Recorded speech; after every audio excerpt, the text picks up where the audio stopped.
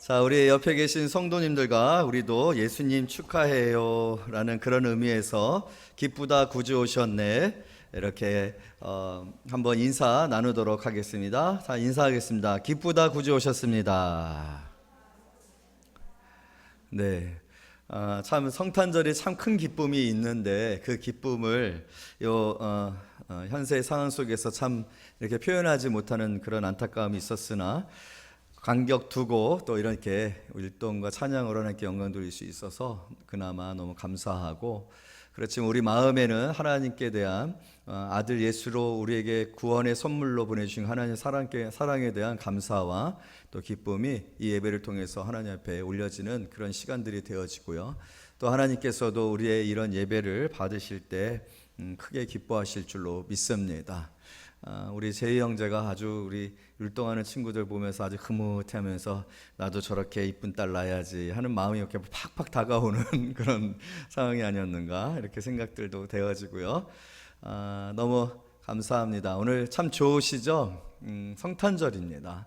예수님이 탄생하신 날을 우리가 기뻐하며 그 의미들을 생각하고, 사실 예수님의 탄생만큼 예수님께서 이 땅에 오셔서 임마누엘이라 하신 그 선언이 이 세상 가운데 선포되고 내 인생 가운데 선포되어진 것이 얼마나 큰 축복인지, 하나님이 우리와 함께 하시는 것입니다. 우리가 감히 함께 하실 수 없는 하나님이에요. 감히 하나님과 함께 할 수 없는 그런 존재죠. 우리의 이 본성의 악함과 죄인 되어진 이 실존으로는 우리는 절대로 하나님을 만날 수도 없고 하나님을 알 수도 없고 하나님께 갈 수도 없고 하나님과 연결되어진 게 아무것도 없습니다. 정말 우리는 철저하게 하나님에게 끊겨진 겁니다. 하나님께 단절되어진 사람들입니다. 그런데 예수로 우리가 하나님과 화목하게 되어지고 예수님과 함께 동행하며 예수님으로 말미암아 구원을 확신하고 그 구원 안에서 살아갈 수 있게 되어진 것은 우리에게 있어서 얼마나 큰 축복이며, 이 축복을 하나님이 선물로 주신 거예요. 그래서 성탄절의 선물이라는 이미지는 가장 강력한 성탄절의 이미지 중에 하나지 않습니까? 세상의 사람들은 고마움과 감사, 사랑의 표현으로 선물을 하지만 우리는 생명에 관한 선물을 받은 거예요. 영혼에 관한 약속을 받은 거예요. 하나님이 주신 이 선물, 너무나도 놀라운 선물이죠. 이 선물에 대하여 우리가 무엇으로 보답할 수 있을까요? 우리는 참으로 보답할 것이 너무 없죠. 그래서 우리가 하나님 앞에 예배하고 또 이렇게 찬양으로 하나님 앞에 예배하고, 또 오늘 우리가 본문의 말씀 속에서 보여질 때 동방박사들이 하나님 그 아기 예수께 드린 황금과 유황과 모략 그 예물과 같이 우리가 하나님 앞에 이렇게 감사의 마음을 드리는 것이죠. 마땅한 일이고요. 너무나도 하나님 앞에 우리가 참 부족하지만 그래도 그 마음을 하나님이 받아주실 줄로 믿습니다. 오늘 아침에 한 친구가 저희 오랫동안 그린 그림을 한 장 준비해 와가지고 저한테 줬어요. 선물이라고 주었어요. 목사님이라고 주었어요. 너무나도 목사님을 잘 그렸더라고요. 목사님이 쫄바지, 그 하트가 막 그려져 있는 쫄바지를 입는 그림을 그려줬는데, 하트가 얼마나 많은지 그 친구의 사랑의 마음이 목사님 저한테 이렇게 느껴졌거든요. 하트 수를 세보고 싶었었는데 그거를 세보지 못한 게 참 아쉬움이지만 다음 주 주보 광고에 하트 수가 몇 개였는지를 써놓도록 이렇게 할게요. 그렇게 사랑을 선물해 주었거든요. 여러분, 우리가 하나님 앞에 무엇을 드린다 한들 하나님의 격에 맞겠습니까?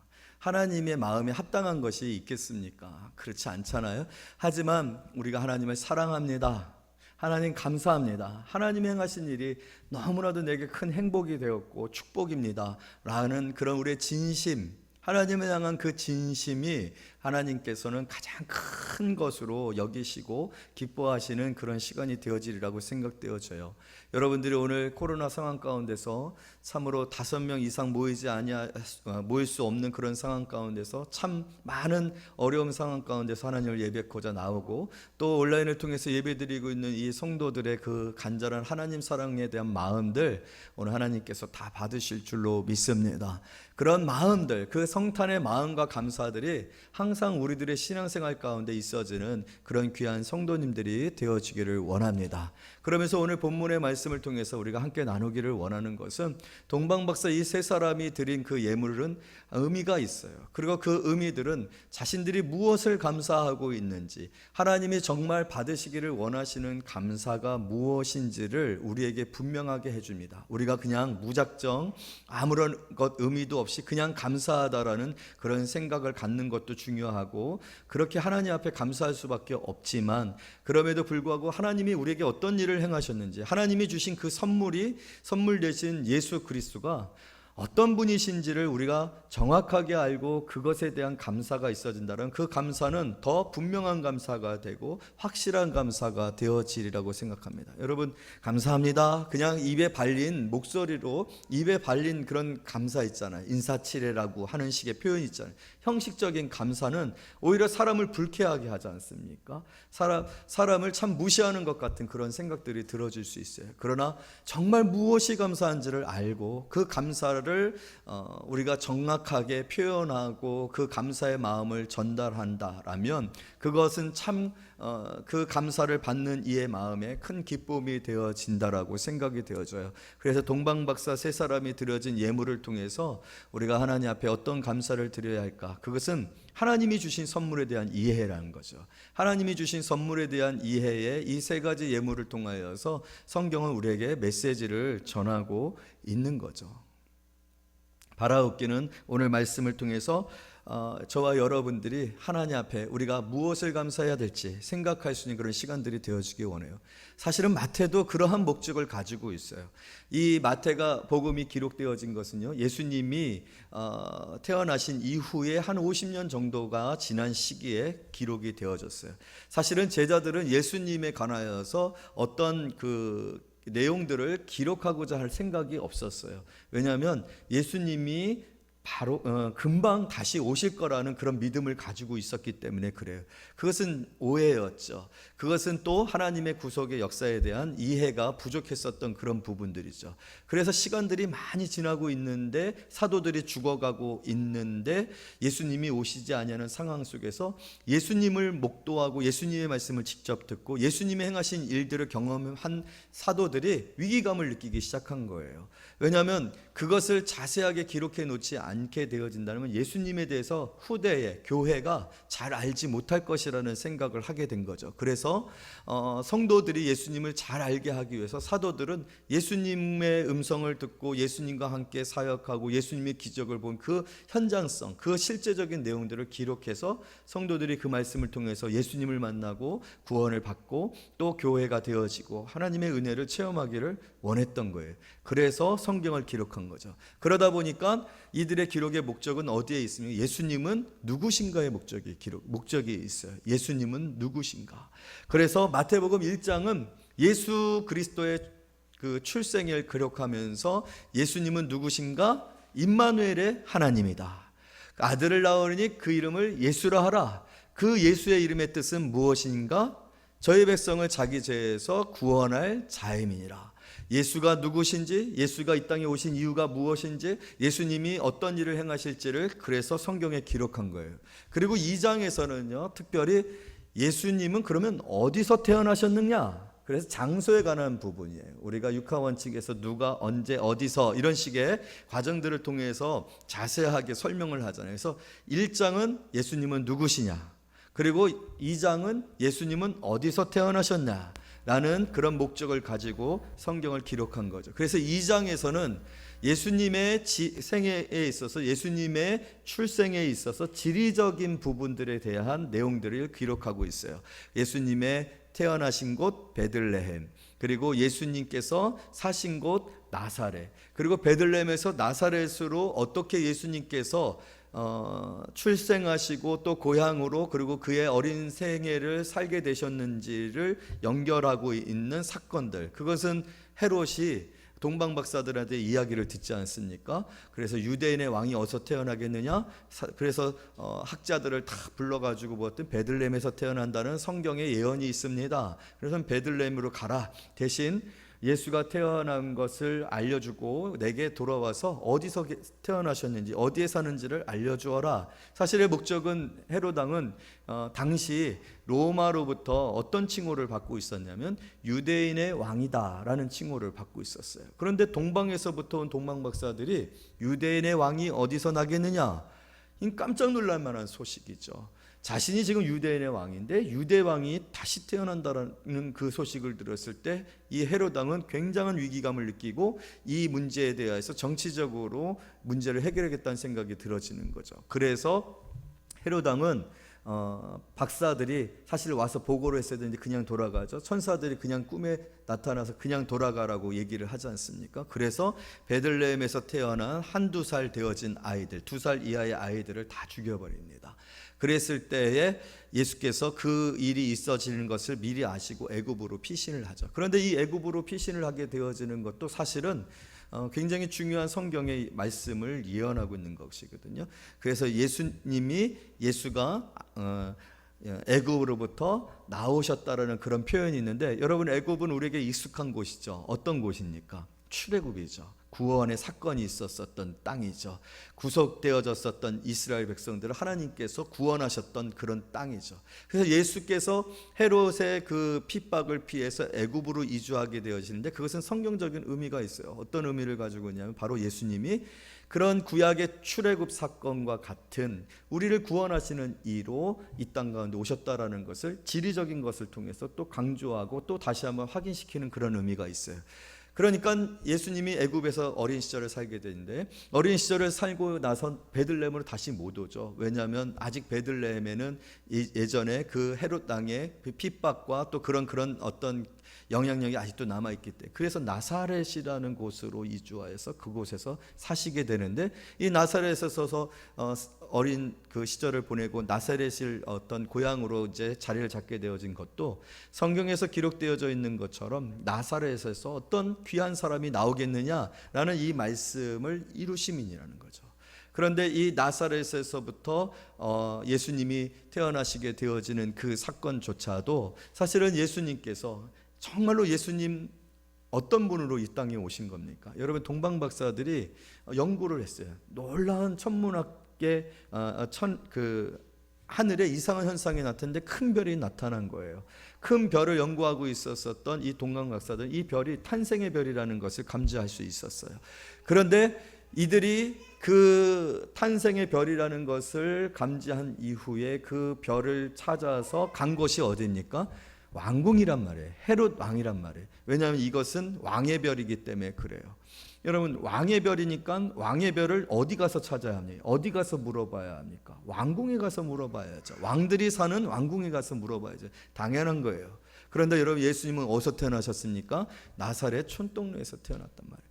베들레헴 마국간 나사렛 촌동네. 그것은 무엇을 말하는 거예요? 예수님이 성김을 받으러 오신 이가 아니라 정치적인 왕으로 오신 것이 아니라 유대인들이 생각하는 정말로 정치적인 어떤 힘으로 이스라엘의 고통을 해결해 주실 그런 세속적인 방법으로 세속의 왕으로 오실 이가 아니라 무슨 왕으로 오신 거예요? 겸손의 왕으로, 섬김의 왕으로.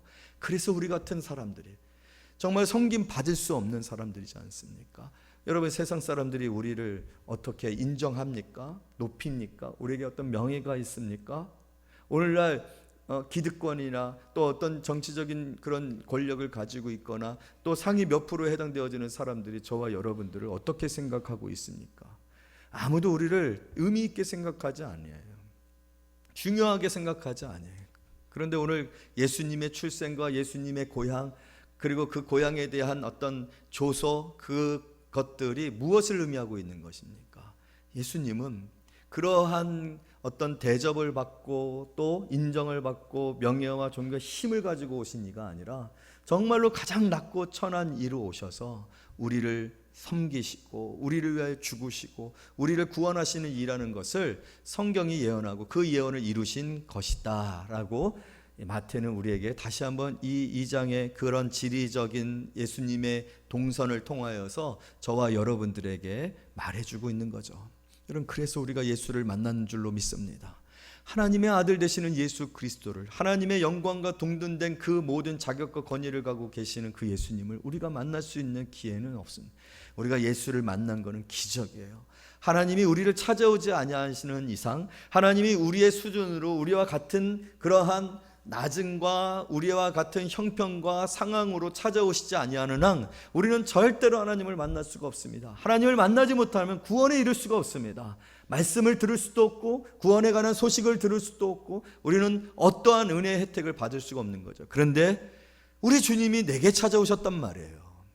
우리 주님이 애굽으로 가셔서 그 애굽을 통해서 무엇을 우리에게 말씀해요? 내가 바로 그 애굽에서 과거에 너희들을 구원한 그 하나님의 능력, 그 하나님의 역사, 하나 구원하시는 그 하나님, 바로 그 구원하시는 일 가운데 내가 이 땅 가운데 태어났다라는 것을 우리 예수님께서 보여주고 계시는 겁니다. 내가 만든 것이 아니라, 내가 찾은 것이 아니라 주님이 나를 찾으셨어요. 주님이 내게 오셨어요. 그리고 나를 떠나지 아니하시고 임마누엘 하십니다. 할렐루야. 그리고 영원토록 그 영광의 나라에 이르도록 우리가 감히 바라볼 수도 없고 감히 근접할 수도 없고, 여러분 에덴 동산이 그 불칼을 든 천사들로 지켜졌어요. 어느 누구도 에덴 동산으로부터 쫓겨난 인류가 절대로 그 에덴 동산을 찾을 수가 없습니다. 가려졌기 때문이에요. 숨겨졌기 때문에 그래요. 아무리 연구를 하고 탐험을 하고 과학적인 증거들을 모아도 에덴 동산을 찾을 수가 없습니다. 하나님이 가리우셨기 때문에 그래요. 그와 같이 영적 세계는 우리와 멉니다. 우리에게 약속된 구원은 무려 얼마나 큰 간격을 가지고 있는지 몰라요. 절대적인 간격을 가지고 있어요. 여러분, 우리가 천국에 들어갈 것을 확신하고 살고 있는 것, 여러분들이 오늘에도 이 세상을 떠나면 천국에 들어갈 것을 확신하고 그것을 소망으로 살고 있는 것, 너무 놀라운 거예요. 있을 수도 없는 그런 인지력 자체가 우리에게 허락되지 아니하고 우리에게 있어질 수가 없어요. 무엇으로만 가능? 영으로만 가능한 거예요. 할렐루야. 영으로만 가능해요. 성령으로 말미암지 아니하고서는 우리가 절대로 생명에 이르는 생각들과 소망을 가질 수가 없어요. 육신의 생각은 사망이라고 했습니다.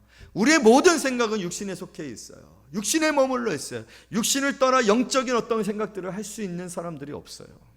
아무리 연구를 하고 수학의 천재가 되어진다 할지라도, 그리고 우주의 어떤 모든 비밀들을 아는 것 같다 할지라도 절대로 천국에 이르는 문에 조금도 나아갈 수 없고, 그 천국 문을 열고 그 천국 문이 열려져 그 천국 문을 들어가 그 천국에 이르고 그 천국의 영광의 보좌 앞에 나아간다?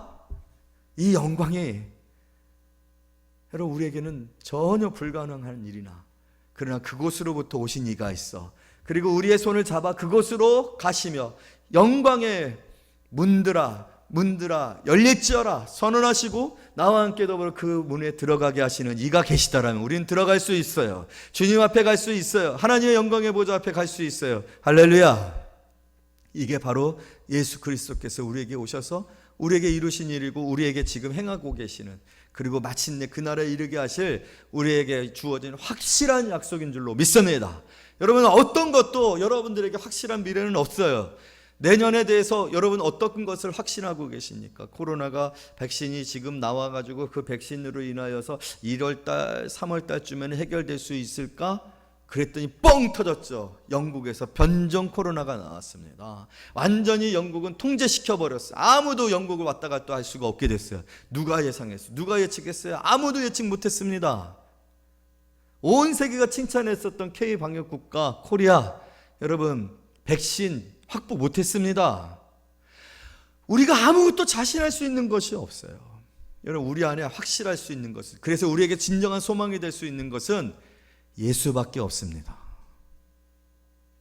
예수의 약속밖에는 없습니다. 그것이 바로 오늘 이 성경에 기록되어져 있는 마태가 우리에게 전하고 싶어 하는 메시지예요. 왜냐하면 예수님은 구약에 하나님께서 약속하신 그 모든 지리적인 곳에 다 확실하게 그 예언대로 태어나시고 또 이동하시고 또 고향이 되시고, 할렐루야, 이 말씀이 이루어졌다라는 거예요. 약속이 이루어졌다라는 거예요. 약속이 변하지 않았다라는 거예요. 세월이 흘러도 그 약속은 변하지 않았다. 영원하다.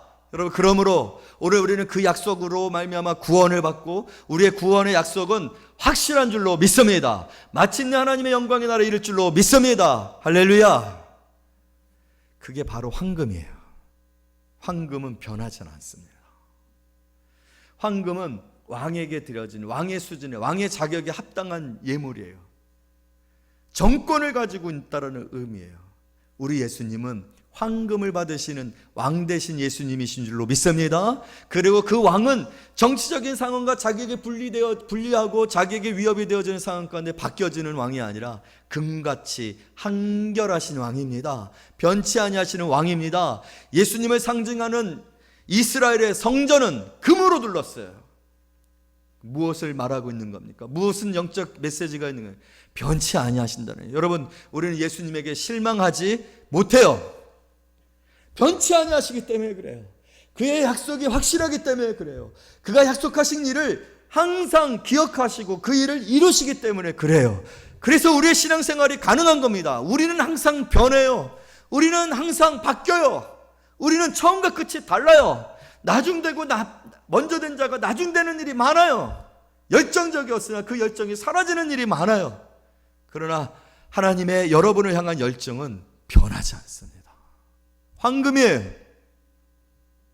그리고 그 모든 주권을 왕 되신 그리스도께서 가지시고 이루시고 그것을 성취하고 계십니다.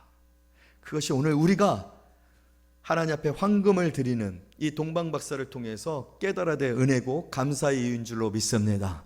사랑하는 성도 여러분, 우리의 왕 되신 예수 그리스도, 변치 아니하시는 예수 그리스도, 약속을 영원토록 지키시고 그 약속을 전혀 변개치 아니하시고 성취하시는 예수 그리스도, 그 예수 그리스도가 진정 여러분의 소망이 되어지고 그 예수 그리스도를 영원토록 우리도 경배하며 신뢰하며 사랑하며 섬기는 그런 귀한 성도님들이 되어지기를 원합니다. 여기서 나오는 유황은요, 우리에게 있어서 굉장히 좋은 의미를 가지고 있어요. 유향은요, 제의적인 의미를 가지고 있습니다. 미안해. 제의적인 의미를 가지고 있어요. 제사를 드릴 때 향단에 사용되어지는 물품입니다. 이 유향은 예수 그리스도의 제사정적 사역의 의미를 가지고 있어요. 제사장이죠. 여러분, 히브리서에서 히브리 교회 성도들이 굉장히 고난을 당하고 있어요. 그랬을 때 히브리서를 서신을 쓴 저자가 뭐라고 얘기하면, 너희들에게 누가 있느냐? 너희들한테 누가 있느냐? 라고 물어요. 너희들한테 있는 것을 생각하라고 그래요. 그런데 히브리서 저자가 말하는 너희들에게 있는 것은 제사장이에요. 대제사장이에요. 가장 큰 제사장이에요. 아론의 반차를 쫓지 아니하고 멜기세덱의 그 신비의 반차를, 근원도 없고 시작도 없고 정말 그 신비를 설명할 수 없는 완전히 개별적인 제사장이 있다. 예수님이라. 할렐루야. 여러분, 이 제사장의 의미를 왜 히브리서에서 그렇게 강조하고 그가 있지 않느냐? 다른 것으로 설명하지는 않아요. 다른 것으로 그들을 위로하지 않아요. 너희들에게 물질이 있지 않느냐? 너희들에게 굉장한 스승들이 있지 않느냐? 너희들에게 오랜 전통이 있지 않느냐? 너희들을 위해서 사랑하는 이들이 있지 아니하느냐? 그런 얘기 안 합니다. 예수가 있지 않느냐라고 얘기해요. 그 예수가 대제사장이지 않느냐? 여러분, 제사장의 의미는요, 쉽게 설명하면 이렇게 생각하시면 돼요. 중보자거든요. 우리 편에서 하나님 앞에 죄인된 우리가 예배 드릴 수가 없어요. 우리를 대신하여 하나님 앞에 가서 죄를 용서받고 하나님의 축복하는 이가 제사장이에요. 중보자, 중간에 있는 사람이라는 거예요. 그런데 이 중보자가 어느 편에 서느냐가 중요한데, 제사장은 사람 편이에요. 사람 편. 제사장의 의미는 내 편이 있다라는 거예요. 하나님 앞에서 내 편이 있다라는 거예요. 나를 위해서 기도해주고, 나를 대변해주고, 나의 힘이 되어주고, 나의 부족함을 채워주고, 나와 함께 해주는 이가 있다라는 거예요. 여러분, 내 편이 있어요. 여러분의 자식들이 여러분 편일 수도 있고, 여러분의 남편들이 여러분의 편일 수도 있고, 여러분의 친구들이 여러분의 편일 수도 있어요. 그러나 여러분, 우리 예수 그리스도가 내 편이시고 나의 중보자가 되시고 나의 도움이 되시고 나의 위로자가 되시고 나의 변호자가 되신다. 이것보다 우리에게 있어서 안전하고 이것보다 우리에게 있어서 가장 큰 든든함과 의지가 되어지는 일이 어디 있겠습니까? 여러분, 예수님은 지금도 살아계셔서 우리를 위하여서 우리를 대신하여 간구하고 계심을 믿으시기를 원합니다. 바로 그 의미가 이 유황에 담겨 있는 것입니다. 예수님은 우리의 제사장이십니다. 할렐루야. 그 제사장을 통하여서 우리는 산 길로 산 제물이 되어 하나님 앞에 나아갈 수 있는, 그 제사장으로 말미암아 우리가 하나님과 화목하게 되어진 겁니다. 제사장으로 말미암지 아니하고서는 절대로 하나님 앞에 용서를 구하거나 스스로 죄를 용서받을 수가 없어요.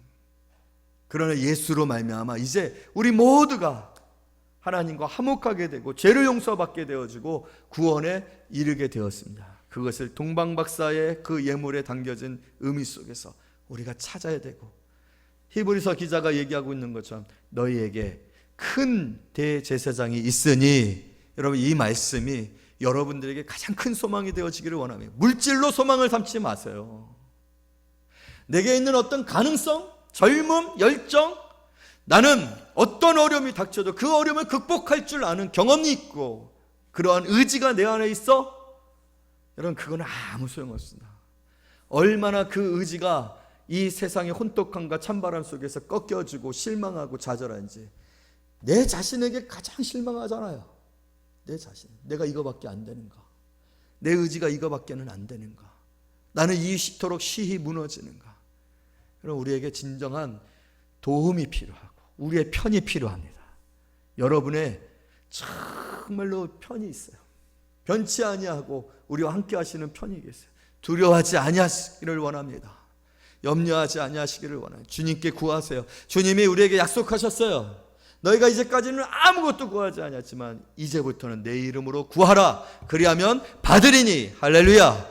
예수 그리스도의 이름을 저와 여러분에게 주셨어요. 그 이름을 우리가 부를 때마다, 그 이름을 사용할 때마다, 그 이름으로 우리가 간구할 때마다 주님이 일하시고 신속하게 일하시고 정확하게 일하시고 우리가 상상도 못할 놀라운 일들로 일하시니, 할렐루야, 이기게 되어질 줄로 믿습니다. 사람을 의지하다 실망하지 마시고 내 편이 되시기를 위해서 오신 예수님, 나의 친구가 되시고 나의 신랑이 되시고 나의 목자가 되시는 예수님, 우리의 대제사장이 되시는 예수님, 그 예수님으로 말미암아 소망을 갖는 귀한 성도님들이 되어지기를 원합니다. 할렐루야. 마지막으로 드려진 이 모략은요, 두 가지 목적으로 사용되어져요. 환자들을 치료하는 목적으로 사용되어지거나 또 장례를 치를 때 사용되어지는 그런 약품입니다. 치료적인 의미를 가지고 있어요. 여러분, 예수님은 고치시는 분이십니다. 치료자이십니다. 할렐루야. 여러분의 마음의 상처를 치료해 주실 줄로 믿어요. 여러분들을 정결케 하시고, 여러분 우리의 죄를 정결케 하시는 것, 우리의 이 죄로 말미암은 모든 고통과 고난과 그 죄의 저주를 다 씻어서 깨끗하게 하시고 정화하시는 이 예수님이십니다. 예수님으로부터 받은 위로와 예수님이 치료하신 신령과 예수님이 치료하시는 내 인생의 모든 복잡함과 혼란함과 방황함들, 방향을 가르쳐 주시고 어둠 가운데서 우리를 빛으로 나오게 해주시고, 여러분 오늘 우리에게 이 정도의 그런 마음조차 있을까? 저는 그런 생각을 해봤어요. 만약에요, 여러분에게 가장 가까운 분들이 여러분의 자녀일 수 있고 친구일 수도 있고 사촌일 수도 있고 남편일 수도 있고 어쨌든 가장 친밀한 사람이 굉장히 유명한 의사라고 한번 생각해 보세요. 그러면 일단은 여러분들은 병에 관해서는 그래도 다른 사람들보다 덜 염려하고 덜 걱정하고 당황하지 않을 거예요. 왜요? 의사가 있잖아. 내 남편이 의사일 수 있고 내 아는 자식이 의사일 수도 있고 그렇게 되기를 원합니다. 우리 교회에도 그런 사람들이 있어지기를 원합니다. 할렐루야. 공부 열심히 시킵시다. 저도 만약에 우리 교회에 의사가 있으면 제가 가르치고 훈련하여 제자가 되어지고 또 청년이 되어지고 그런 친구들이 의사가 있으면 저도 노년이 굉장히 안전할 것 같아요. 왜냐하면 무슨 일이 생기면 야 어떻게 할까 한번 전화하면 되잖아요. 여러분 그 안도감마저도 예수 그리스도 안에서 계십니까? 라는 거예요. 제가 오늘 아침 묵상하면서 그런 생각을 들었어요. 야 내가 정말 치료자가 되시는 예수님, 인생을 고치시고 우리의 영혼을 고치시고 우리의 육신을 고치시고 믿습니까? 모든 전 인격을 고치실 수 있는 이는 예수님이십니다. 그렇지 않습니까? 아무리 훌륭한 의사라도 해도 자기의 전공 분야 외에는 고칠 수가 없어요. 육신은 고칠 수 있지만 어떤 정서적인 것들은 고칠 수 없을지 모릅니다. 하물며 영혼의 문제를 누가 고칠 수 있을까요?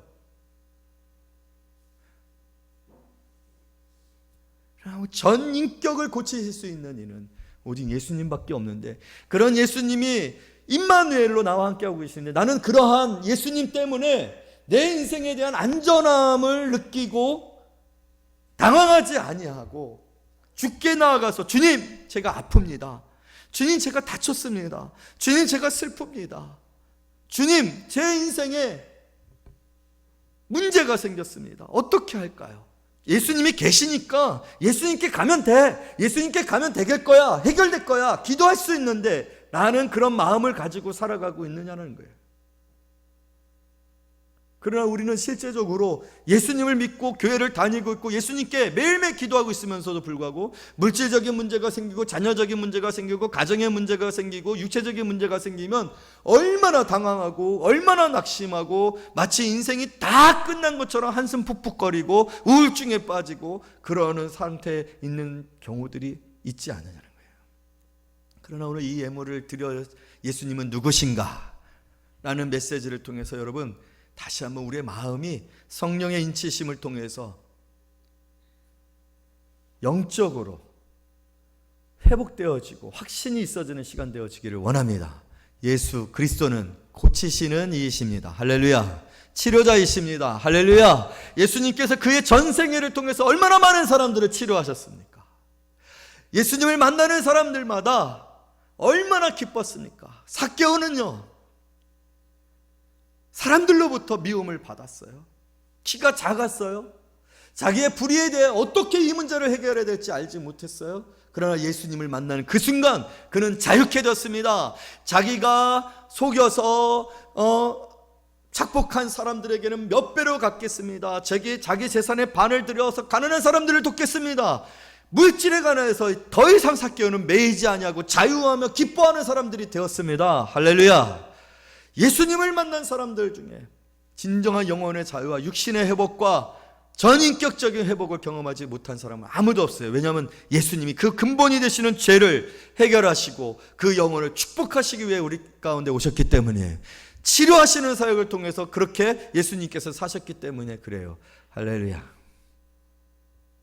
사랑하는 성도 여러분, 황금과 유향과 모략, 이 새 예물을 동방박사들을 통하여 하나님 앞에 바치게 하신 그 의미가 오늘 다시 한번 여러분들에게 새겨지고, 그렇다면 우리가 얼마나 감사한가, 그렇다면 내가 얼마나 하나님 앞에 감사할 것밖에는 없는가.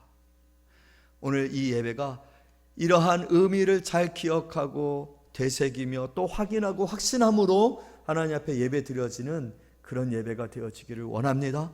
그렇게 여러분의 모든 삶이 우리 예수님으로 감사로 제사를 드리는 자가 하나님을 영화롭게 하느니라, 영광을 돌리는 그런 예배자가 되어지시기를 말씀으로 축복합니다. 기도하겠습니다.